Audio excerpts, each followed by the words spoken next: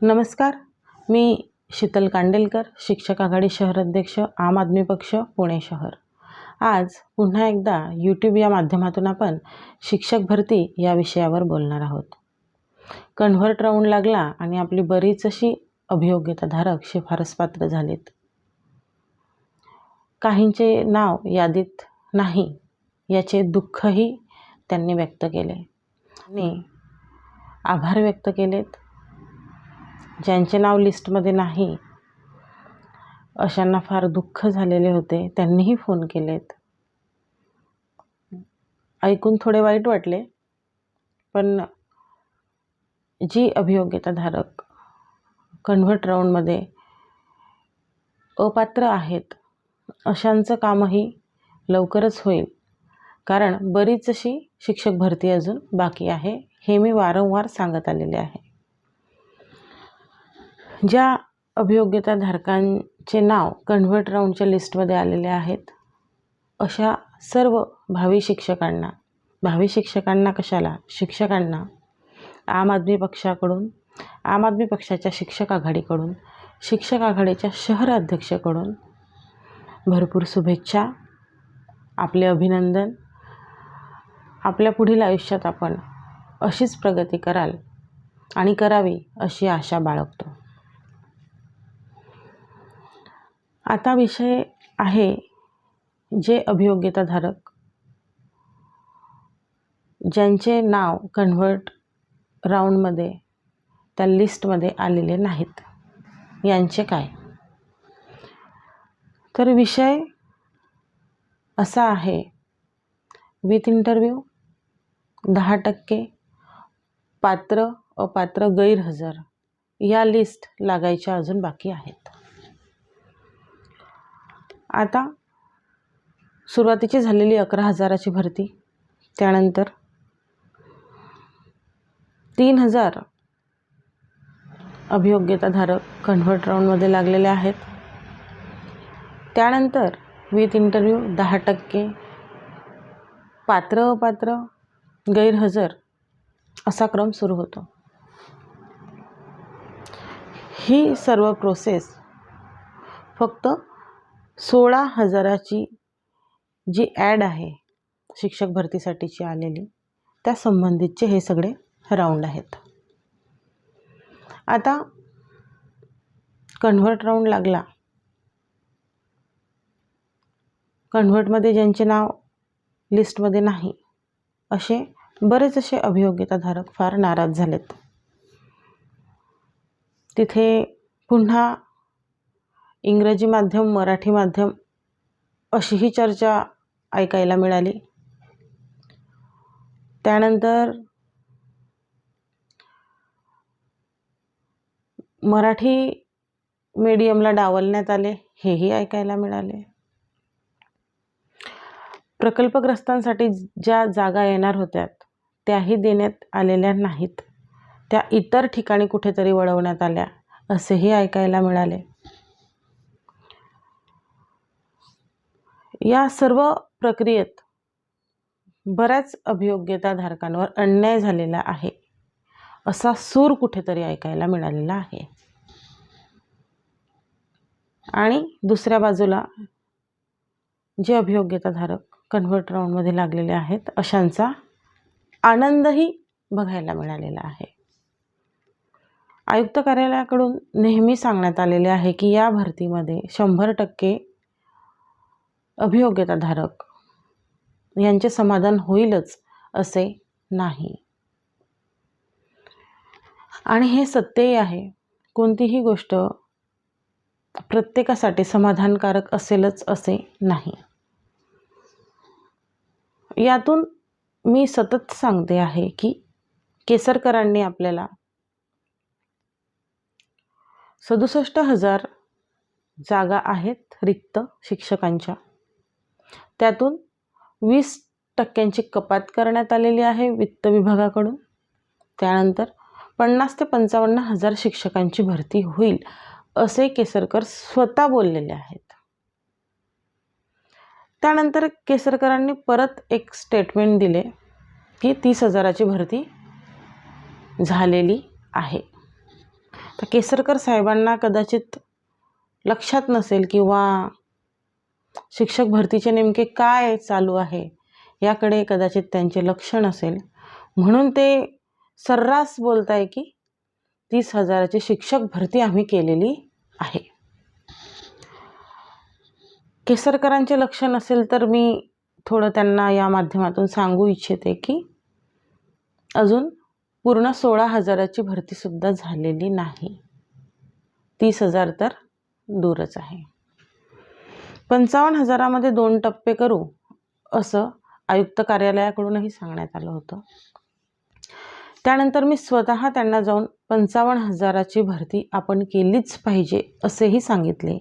तेव्हा आयुक्त कार्यालयाकडून स्पष्ट सांगण्यात आले की 55,000ची भरती होणार नाही, त्यापेक्षा कमी होईल.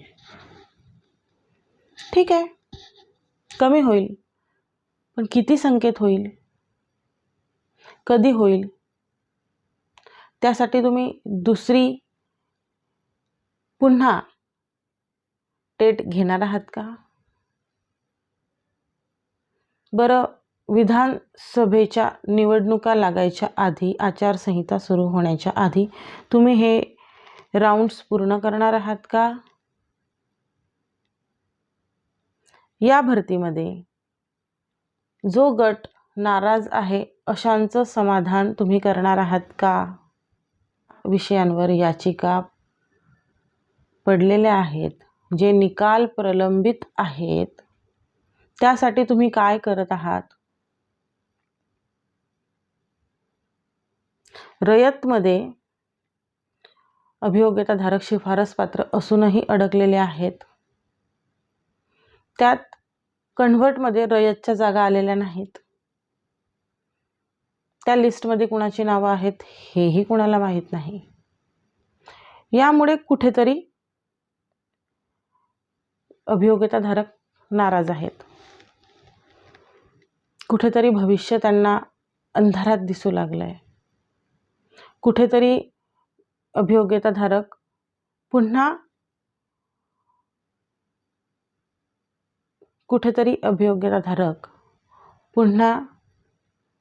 चिंतेच्या गर्तेत जाताना दिसतोय. कन्व्हर्ट राऊंड लावण्यासाठी आपण 3 ते 4 महिने घेतलेत. पुढे विथ इंटरव्ह्यू आहे, 10% आहे, पात्र आहे, गैरहजर आहे. याचे काय किंवा याविषयी आपण कार्यवाही कधी करणार आहात? अपेक्षा आहे जास्त दिवस न घेता तुम्ही ही जी 16,000ची भरती आहे ही कंप्लीट करून दुसऱ्या फेजचा विचार करावा आणि तात्काळ त्याच्या लिस्ट लावाव्यात. तिसरी टेट घेऊ, मग विचार करू, या गोष्टी खोट्या.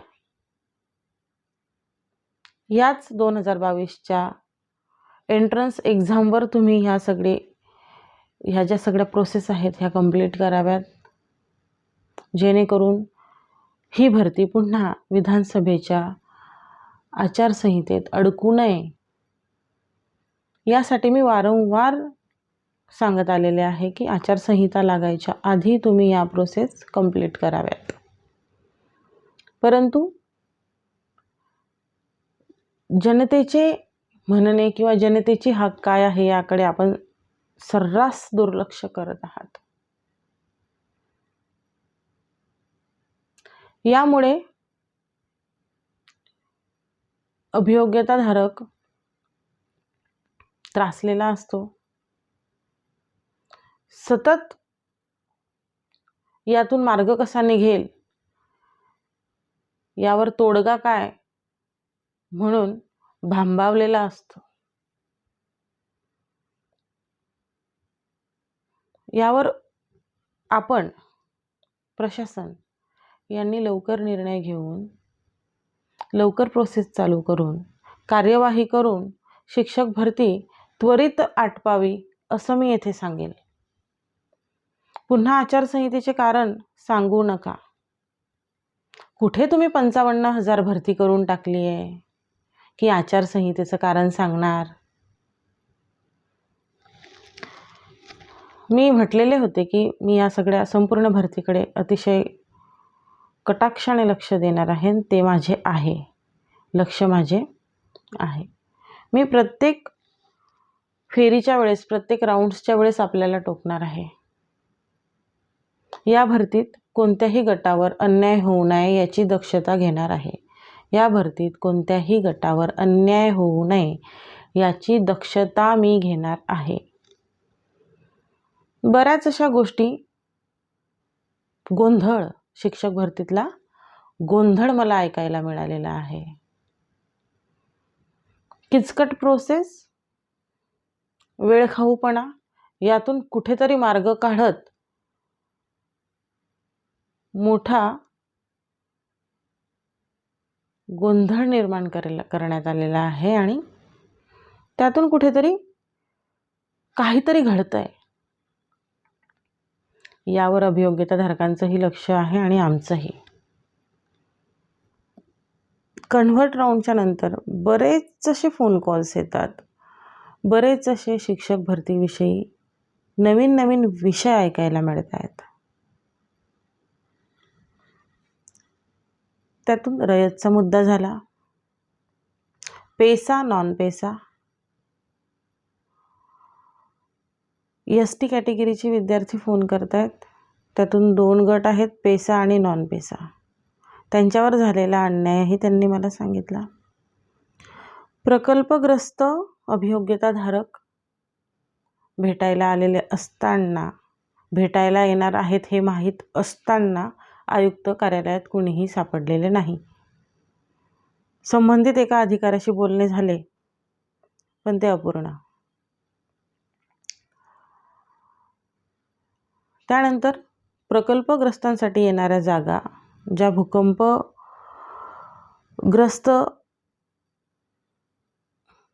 प्रकल्पग्रस्तासाठी येणाऱ्या जागा आलेल्या नाहीत. त्यानंतर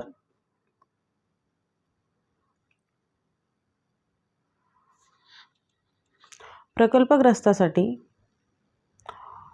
भूकंपग्रस्ताच्या जागा कन्व्हर्ट होऊन येणार होत्या, त्या आलेल्या नाहीत. त्या दुसऱ्या कॅटेगरीकडे वळवण्यात आल्या असा आरोप आहे. 55-60च्या मुद्द्यामुळे अनेक कॅटेगरीच्या उच्च गुणवत्ताधारक अभियोग्यताधारकांवर झालेला अन्यायही मी ऐकलेला आहे. आपण आधी एक्झाम घेता, मग ॲड देता, लिस्ट लागेल त्या मिनिटाला आपण एखादी नियम लावता. हे सगळं म्हणजे आपल्या मताने चालणार आहे का?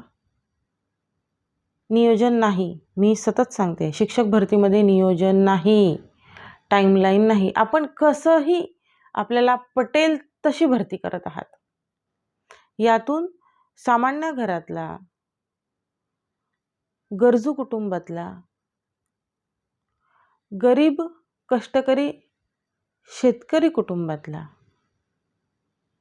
हातमजुरी करणाऱ्या कुटुंबातला अभियोग्यताधारक जो नोकरीसाठी वाट बघत आहे, ज्याचे वय 35च्या वरती झालेले आहे, या व्यक्तीचा, या अभियोग्यताधारकाचा तुम्ही विचार केलेला आहे का? या अभियोग्यताधारकांच्या मनावर काय परिणाम झालेला आहे याचा विचार केलेला आहे का? तुम्ही लिस्ट लागायच्या मिनिटाला 55-60चा मुद्दा अभियोग्यताधारकांवर थोपत आहात. त्या मिनिटाला तो अभियोग्यताधारक काहीच करू शकत नाही. त्याला ते स्वीकारावं लागलं आणि ते स्वीकारून बऱ्याचशा अभियोग्यताधारकांना न्याय मिळालेला नाही. हे कुठपत योग्य आहे? मी नेहमी सांगते, शिक्षकी पेशामध्ये येण्यासाठी किंवा शिक्षक निवडण्यासाठी तुम्ही त्याला गुणवत्तेनुसार घ्या, गुणवत्तेनुसार त्याची निवड करा. कारण त्याला पुढे जाऊन विद्यार्थी घडवायचे आहेत, त्याला ज्ञानार्जन करायचे आहे. उगाच माध्यम किंवा कॅटेगरी या गोष्टी गुणवत्तेच्या आड येतातच कशा? गुणवत्तेला तुम्ही प्रथम महत्त्व द्यावे हे मी इथे सांगू इच्छिते. शिक्षणासारख्या क्षेत्रामध्ये गुणवत्ता महत्त्वाची आहे. इतर गोष्टी दुय्यम स्तरावर आहेत. कोणतेही नियम कोणत्याही मिनिटाला उचलून तुम्ही चिटकवणार का? तुमच्याकडे कोणी लक्ष देणारच नाहीये मुळात. शिक्षक भरतीमध्ये काय चाललंय याकडे लक्ष देणारं नाहीये कोणीच.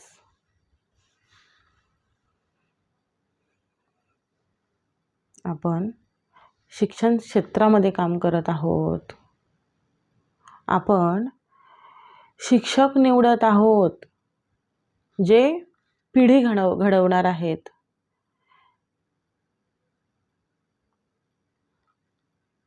अशांना तुम्ही गुणवत्तेच्या आधारे न घेता दुसऱ्याच गोष्टींच्या आधारे नियम लावत चाललेले आहात. जे अभियोग्यताधारक ज्यांना अतिशय चांगले गुण आहेत ते आज घरी बसून आहेत. असं का? असं का? कदाचित आमच्यापेक्षा तुम्ही जास्त छान विचार करू शकता असं मला कुठेतरी वाटलं होतं. परंतु जसे मला फोन कॉल्स येतात, जशा अडचणी ऐकायला भेटतात, तर आश्चर्यचकित झाल्यासारखे होते की काय चाललंय? काय चाललं काय? हा प्रश्न विचारावासा वाटतो.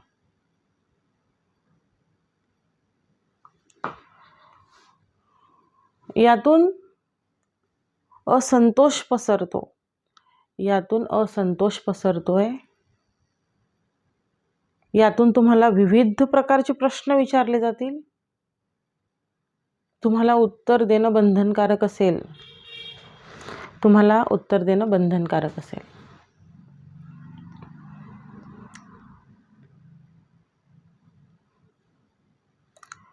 पैसा नॉन पैसा, रयतच्या ज्या जागा आता कन्व्हर्टमध्ये आलेल्या नाही आहेत त्याच्यामुळे बऱ्याचशा अभियोग्यताधारक त्या लिस्टमध्ये कदाचित असतील ज्यांना अजूनही तो आनंद मिळालेला नाही आहे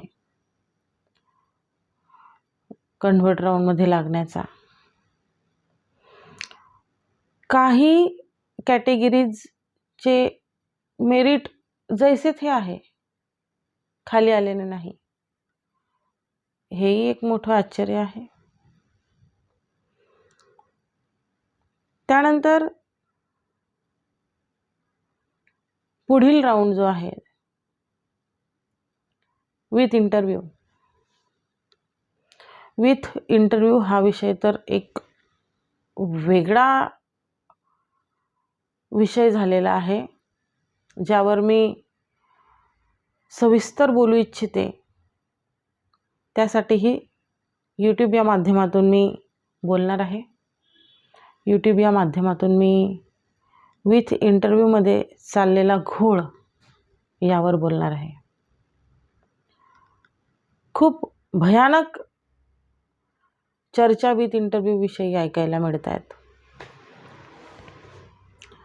मुळात विथ इंटरव्ह्यू इथपर्यंत ठीक आहे, पण ज्या आतल्या गोष्टी आहेत त्या लीगल आहेत का या विषयावर मी सविस्तर बोलणार आहे. ते बोलत असताना पवित्र पोर्टल हे पवित्र आहे का हा एक मोठा प्रश्न उपस्थित होतो. अभियोग्यताधारक 35च्या पुढे गेलेला आहे, ज्याची 20 वर्ष सर्व्हिसही होईल की नाही हा मोठा मुद्दा आहे. त्यातून त्याला जुनी पेन्शन योजना किंवा पेन्शन लागू होते का हाही मोठा प्रश्न आहे. तो अभियोग्यताधारक अतिशय गरीब कुटुंबातून येणारा आहे. तो अभियोग्यताधारक अगदी वाईट परिस्थितीतून रस्ता मोकळा करत इथपर्यंत आलेला आहे. त्या अभियोग्यताधारकाला विथ इंटरव्ह्यू सारख्या कठीण राऊंडला फेस करावं लागणार आहे. आता मी विथ इंटरव्ह्यूला कठीण का म्हणते आहे हे सर्वांनाच माहीत आहे आपल्याला. जे आपल्या कष्टकरी शेतकरी सामान्य कुटुंबातून आलेल्या अभियोग्यताधारकाला हा कन्व्हर्टचा राऊंड झेपवला जाणार नाही. मी म्हणते पवित्र पोर्टलमध्ये ह्या गोष्टी, ही चर्चा योग्य आहे का? काहींना कदाचित मोकळं कळत नसेल. मी यावर मोकळं बोलणार आहे, मगाशीही मी म्हणाले. यानंतर याचिका. ज्या भरतीत अभियोग्यताधारक समाधानी नाही तिथे ते याचिकांच्या गोष्टी करायला लागतात. या व्हिडिओच्या माध्यमातून मी सर्व अभियोग्यताधारकांना सांगू इच्छिते, तुम्ही याचिका टाकाव्यात, ही भरती लांबावी हेच प्रशासनाला हवं आहे, शासनाला हवं आहे, ह्या राज्यकर्त्यांना हवं आहे, जेणेकरून तुमची ही याचिका कोर्टात पडावी आणि भरती थांबावी आणि मग यात 2 वर्ष 3 वर्ष 4 वर्ष सहज जावेत. हेच यांना हवं आहे. हे तुम्ही समजून घ्यायला हवं. बरेचसे फोन आले, बराचसा राग होता अभियोग्यताधारकांचा. आम्ही याचिका टाकणार आहोत आणि मी तर टाकणारच आहे, मी वैयक्तिक टाकणार आहे, आम्ही असं टाकणार आहे. अरे, जिथे तुम्ही आज 40शीत आहात वयाच्या, तिथे तुम्ही याचिका टाकण्याच्या गोष्टी करत आहात. कधी निकाल लागेल तुमचा? कधी निकाल लागेल? कधी तुम्ही प्रोसेसमध्ये येणार? म्हणून माझी नम्र विनंती आहे, ज्यांच्याही डोक्यात याचिका टाकेल किंवा मी टाकतो किंवा टाकते असं काही म्हणत असेल तर तो मुद्दा मुळात याचिकांचा मनातून डोक्यातून काढून बाजूला ठेवा. ही ती वेळ नाही. याचिका टाकू आणि कोर्ट केस खेळू, ही ती वेळ नाही. तुमच्या आयुष्यातली ती वेळ निघून गेलेली आहे. हे सत्य आहे आणि हे तुम्हाला मानावं लागेल. म्हणून याचिका हा शब्द बोलू नका. आयुक्त कार्यालयासमोर ठिय्या मांडून बसा, पण याचिका हा शब्द काढू नका. यातून काहीच साध्य होणार नाही. तुम्ही याचिका टाकता, इकडे यांना रान मोकळं होतं, मग याचिका आहे, त्याचा निकाल आहे, आणि तो निकाल लागल्यावर आम्ही बोलू आणि त्या निकालावर पुढचं सगळं ठरणार आहे आणि पुढचं नियोजन आहे. हे असले उत्तर इथे देण्यात येतात.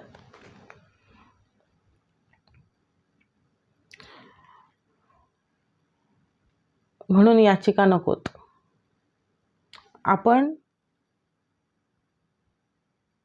सुज्ञ आहोत आणि सुज्ञासारखा विचार करायला शिकायला हवं. समोरच्या व्यक्तीच्या किंवा समोरची जी बाजू असेल तिकडे काय चालू आहे हे आपण समजणे फार आवश्यक असते. आपलं एखादं पाऊल याचा फायदा समोरची व्यक्ती कसा उचलेल हे आपल्याला समजलं पाहिजे. आताचे जे सरकार आहे यांची मानसिकता काय आहे ही तुम्ही जाणून घेतली पाहिजे. आपल्यासोबत कोणत्या प्रकारचा खेळ खेळला जात आहे याचा अभ्यास करणं गरजेचं आहे. मला असं ऐकायला मिळालं, आमचं ऐकून घेतलं गेलं नाही म्हणून मी याचिका टाकतो, हे मुळात चुकीचं आहे. तुम्ही सुज्ञ आहात, अभ्यासू आहात, अतिशय हुशार आहात, उच्च शिक्षित आहात, म्हणून विचार करताना प्रत्येक गोष्टीचा परिणाम काय होऊ शकतो याचा विचार करून पाऊल उचला, असं मी अभियोग्यताधारकांना इथे सांगू इच्छिते. एका लेडीचा फोन येतो, मी याचिका टाकणार, मी वैयक्तिक टाकणार, म्हणून त्या वाद घालू लागल्यात. मी त्यांना नाही म्हटले, याचिका हा प्रश्न असेल तर प्लीज मला फोन करू नका. का टाकायची आहे तुम्हाला याचिका? आधीच 2017ची भरती याचिकेमुळे थांबलेली आहे, हे सगळ्यांना माहीत आहे. 2017, आताचा 24 उगवलेला आहे. 7 वर्ष झालीत. काय आले हातात? उलट तुम्ही समोरच्याला रान मोकळं करून देत आहात याचिका टाकून. याचिकेच्या नावाखाली वर्षानुवर्षे घालवले जातात, तुम्हाला नोकऱ्या मिळत नाहीत, तुमचा विचार केला जात नाहीत. त्या 7 वर्षात नवीन अभियोग्यताधारक येतात, जे चांगल्या गुणांनी पास असतात. हा विचार सारासार विचार तुम्ही करू शकत नाही, याचे आश्चर्यही वाटते मला. आपल्याला न्याय मिळावा म्हणून कोर्ट आहे, मान्य आहे, परंतु कधी, कुठे, कसं, वेळ काय, काळ काय, याचाही विचार करणं आपण आवश्यक आहे. परत याचिका टाकण्यामध्ये तुमचं आर्थिक नुकसान होतं, वेळेचं नुकसान होतं, तुमचं मानसिक खच्चीकरण होतं, आणि हे सगळं होऊनही तुमच्या हातात काहीच येत नाही, काहीच येत नाही. ही इतकी साधी गोष्ट अभियोग्यताधारकांना कळत नाही. म्हणून याचिका, या गोष्टी, कोर्ट केस वगैरे या गोष्टी थोडं बाजूला ठेवून तुम्ही दुसऱ्या पद्धतीने लढता येते का हे बघा. लढण्यासाठी एकी आणि जिद्द असणं फार गरजेचं असतं. एकी आणि जिद्द असणं फार महत्त्वाचं असतं. हाक दिल्यावर 100 लोक उपस्थित असणं आवश्यक असतं, कारण आता सहज सोपं बोलून काहीच मिळत नाही. आता साध्या गोष्टीसाठीही लढावं लागतं, उपोषणं करावी लागतात, आंदोलनं करावी लागतात. एका साध्या गोष्टीसाठी, हक्काच्या नोकरीसाठी, ज्या हक्काच्या नोकरीसाठी आपण अनेक परीक्षा, अनेक वर्ष अभ्यास करून पास केलेल्या असतात, त्या नोकरीसाठी, हक्काच्या नोकरीसाठी आपल्याला वर्षानुवर्ष वाट बघावी लागते. त्याच्यासाठी आंदोलनं करावी लागत आहेत, त्याच्यासाठी उपोषणं करावी लागत आहेत, मंत्रालयाच्या पायऱ्या झिजवाव्या लागत आहेत. तोपर्यंतही आपल्या हातात काहीच येत नाही. विचार करा, परिस्थिती खूप कठीण आहे. या परिस्थितीमध्ये तुम्ही एकत्र येऊन लढणं गरजेचं आहे. तुम्ही महाराष्ट्राच्या 4ही कोपऱ्यातून फोन लावून विचारता. मान्य आहे, काहींची आर्थिक परिस्थिती नाही, कारण खूप कठीण परिस्थिती आपल्या महाराष्ट्रावर ओढावलेली आहे. काहींकडे पैसे नाही आहेत इथपर्यंत यायला, पण ज्यांच्याकडे आहेत त्यांनी तरी यायला हवं. एकमेकांना मदत करा. तुमची लढाई तुम्हीच लढू शकता. जोपर्यंत ज्या व्यक्तीवर अन्याय होत आहे ती व्यक्ती सोबत येत नाही, तोपर्यंत आम्ही कसा न्याय मिळवून देणार? बरोबर आहे ना? म्हणून हाक मारली, हाक दिली की मोठ्या संख्येने तुम्ही लोकांनी धावत यायला हवं. काही अपवाद वगळता बाकीच्यांनी तरी यायला हवं. ज्याला लढायचं आहे त्याने मैदानात येणं गरजेचं असतं, बरोबर ना? ज्याला लढायचं आहे त्याने मैदानात येणं आवश्यक असतं आणि त्यातून मार्ग निघत असतात. आता हे 16,000 भरतीचा विषय आहे आणि यात प्रॉब्लेम्सचा एवढा मोठा डोंगर तयार झालेला आहे. आपण सगळे मिळून, तुम्ही आणि आम्ही मिळून पूर्ण 55,000ची भरती करा हा नारा देणे आवश्यक आहे. ही गोष्ट लावून धरा, 55,000ची भरती झालीच पाहिजे, झालीच पाहिजे आणि झालीच पाहिजे. ती भरती, पूर्ण संख्येने झालेली भरती प्रत्येक अभियोग्यता धारकाला न्याय मिळवून देणार आहे, हे लक्षात ठेवा. ही लोक म्हणतात मग एवढी भरती आम्ही करून घ्यायची आता आणि मग पुढे येणाऱ्या विद्यार्थ्यांचं काय? अरे विद्यार्थ्यांचं काय काय विचारताय तुम्ही लोक? प्रायव्हेट शाळांमध्ये जे विद्यार्थी गेलेले आहेत त्यांना शासकीय शाळांमध्ये कसे येतील ते याच्यावर काम करा. दिल्लीसारख्या शाळा बनवून दाखवा. दिल्लीसारख्या, महाराष्ट्रातल्या शाळा दिल्लीसारख्या करून दाखवा. लाखो रुपये फी देणाऱ्या शाळांमधून आपल्या शासकीय शाळेत विद्यार्थी धावत येईल अशी शाळा तुम्ही करून दाखवा. खरंच हिंमत असेल तर लागा कामाला. असे चुणचुणीत अभियोग्यताधारक शिक्षक म्हणून आपल्या सेवेत येत आहेत. त्यांच्याशी बोलताना, प्रत्येक अभियोग्यताधारकाशी बोलताना मला त्यांच्यातला तो चुणचुणीतपणा, ती हुशारी, ती मी बघितलेली आहे. आणि त्याचा फायदा आपल्या लेकरांना व्हावा, आपल्या लहान चिमुकल्यांसाठी आपण करून घ्यावा. प्रायव्हेट शाळांमधले विद्यार्थी शासकीय शाळांमध्ये आणून दाखवा. तेव्हा मी म्हणेल तुम्ही शिक्षण क्षेत्रामध्ये उच्च पदावर काम करत आहात. भरतीच होणार नाहीये इथून पुढे, मग आम्ही बाकीच्या लोकांना काय सांगणार?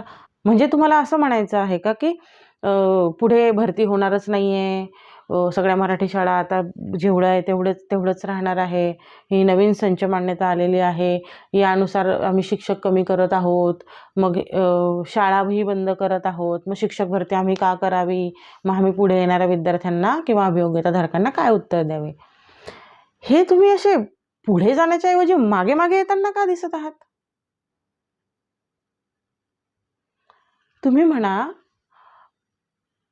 शासकीय शाळा आम्हाला सुधारवायच्या आहेत, मराठी शाळा वाचवायच्या आहेत. प्रत्येक खेडोपाडी प्रत्येक विद्यार्थी हा चांगला शिकावा, त्याच्यासाठी आम्ही शिक्षक देत आहोत, त्या शाळा आम्ही सुधारत आहोत, आम्ही शाळांची संख्या वाढवत आहोत, जेणेकरून प्रायव्हेट शाळांमध्ये विद्यार्थी न जाता आपल्या शासकीय शाळेत शिकावा, जेणेकरून त्याला शिक्षणासाठी खर्च लागू नये. हे नियोजन हवं तुम्हाला. तुम्ही हे बोलायला हवं. तुमच्याकडे आल्यानंतर तुमच्या तोंडून फक्त हेच ऐकायला मिळतं, आम्ही रोज 100 इंग्रजी शाळांना मान्यता देत आहोत. सगळ्या पालकांचं म्हणणं आहे की आम्हाला प्रायव्हेट शाळांमध्ये विद्यार्थ्यांना टाकायचं आहे. मराठी शाळांमध्ये विद्यार्थीच नाहीत आणि शासकीय शाळा आता नाहीतच, प्रायव्हेट शाळांमध्ये पालक चाललेला आहे. अहो पालकाला हौस नाहीये लाखो रुपये घालण्याची. काही पालकांकडे तर पैसेच नाही आहेत प्रायव्हेट शाळांमध्ये मुलांना घालण्यासाठी. आपल्या महाराष्ट्राची परिस्थिती अतिशय बिघडलेली आहे, हे आम्हाला दिसतंय, तुम्हाला दिसत नाही का?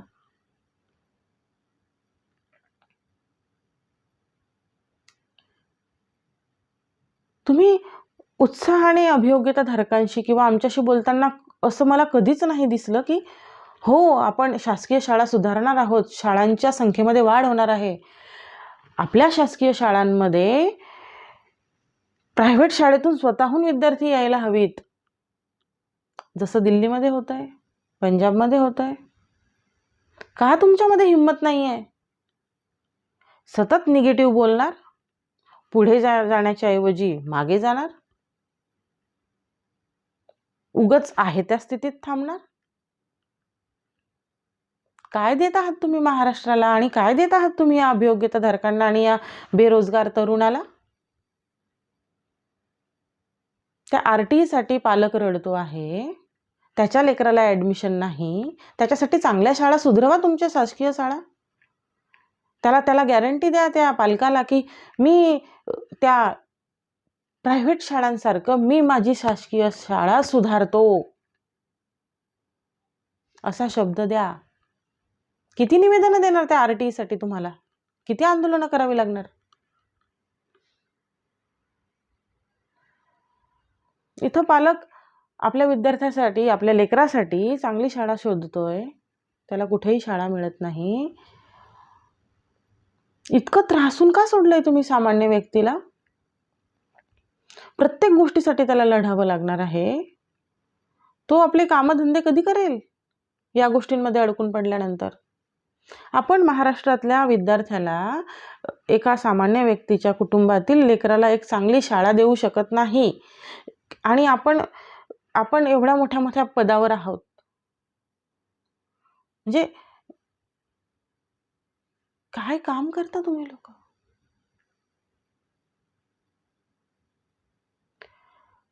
किती बोलण्यासारखं आहे. यातून तोडगा काढण्याच्या ऐवजी सगळी प्रोसेस अशी किचकट करून ठेवलेली आहे. सगळ्या अडचणी त्या सामान्य व्यक्तीच्या डोक्यावर आणून सोडलेल्या आहेत. सामान्य व्यक्तीने फक्त लढावं त्याने. प्रत्येक गोष्टीसाठी त्याला मोठा लढा उभा करावा लागतो, त्याला वेळ द्यावा लागतो, त्याचा पैसा खर्च होतो, त्याची मानसिकता बिघडते. ना लेकराला चांगलं शिक्षण आहे, ना बेरोजगाराला इथे नोकरी आहे महाराष्ट्रामध्ये. सामान्य माणसाची फिकीर कुणालाच नाही, कुणालाच काळजी नाही आहे, कुणालाच नाही. ही स्थिती आम आदमी पक्ष बदलवून राहील. एक दिवस असा येणार आहे, या सगळ्या अडचणी दूर होतील. हा शब्द आहे माझा सोशल मीडियावर. याला जोड हवी आहे त्या सामान्य व्यक्तीची, जो सामान्य व्यक्ती या सगळ्या अडचणीतून मार्ग काढत कुठेतरी जीवन जगतोय, कुठेतरी त्याचं दैनंदिन आयुष्य या सगळ्या अडचणीतून निघत आहे. जो अभियोग्यताधारक 35च्या वरती आहे, 40शीत जात आहे, तो अभियोग्यताधारक जर माझा हा व्हिडिओ बघत असेल, तर मी तुम्हाला सांगू इच्छिते, तुम्ही पेटून उठा. आता थांबण्याची वेळ नाही. आता 1 मिनिटही तुम्ही थांबायला नको. आता 1 सेकंदही तुम्ही थांबायला नको. 1 सेकंदही. यांना प्रश्नांची उत्तर विचारा. तुम्ही 14 वर्षात भरती का केली नाही? काय काय अडचणी आल्यात? का नाही केली? हे कारण यांना लेखी मागा. बस झाली आता मनमानी. अजिबात सहन केलं जाणार नाही. इतका त्रास 35शीत असलेला अभियोग्यताधारक फोनवर रडतोय. 35शीत असलेला अभियोग्यताधारक फोनवर रडतोय माझ्याजवळ. इतकी कठीण परिस्थिती कुणी आणली या अभियोग्यताधारकावर? जी व्यक्ती 20व्या 21व्या वर्षी नोकरीला हवी, ती 35व्या वर्षी नोकरीसाठी लढतेय. जो अभियोग्यताधारक 35व्या वर्षी सेटल्ड पाहिजे, तो अभियोग्यताधारक नोकरी मिळावी म्हणून रडतोय. मी 40शीत आलो तरी मला नोकरी नाही म्हणून रडतोय. त्यांचे अश्रू पुसावेत, त्यांना काय समज द्यावी, त्यांना काय आश्वासन द्यावं हेच कळेना मला.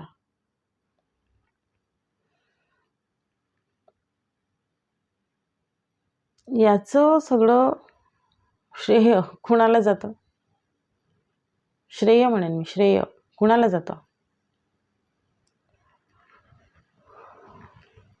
कुठेतरी या संवेदनशील समाजातील, कुठेतरी या संवेदनशील सामान्य माणसाचा विचार करा, योग्य ते निर्णय घ्या. आणि नाहीच घेता येत असतील तर मग परिस्थितीला सामोरे जा. जी परिस्थिती तुम्ही उभी करून ठेवलेली आहे याचे पडसाद कुठेतरी उमटतीलच ना, याचे पडसाद कुठेतरी उमटतीलच. जी कठीण परिस्थिती तुम्ही सामान्य व्यक्तीसाठी करून ठेवलेली आहे, तो सामान्य व्यक्ती तुमच्यासाठीही कठीण परिस्थिती निर्माण करू शकतो, हे विसरू नका. हे विसरू नका. आणि लवकरच तुम्हाला बघायला मिळेल की सामान्य व्यक्ती काय करू शकते. आता किती सहन करणार? आता हद्द पार केलेली आहे. आता तुम्ही सगळ्यांनीही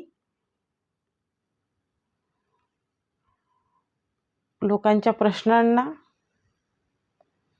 काय उत्तर द्यायचं याच्यासाठी तयार राहा, एवढंच म्हणेन आणि इथेच थांबेन. धन्यवाद.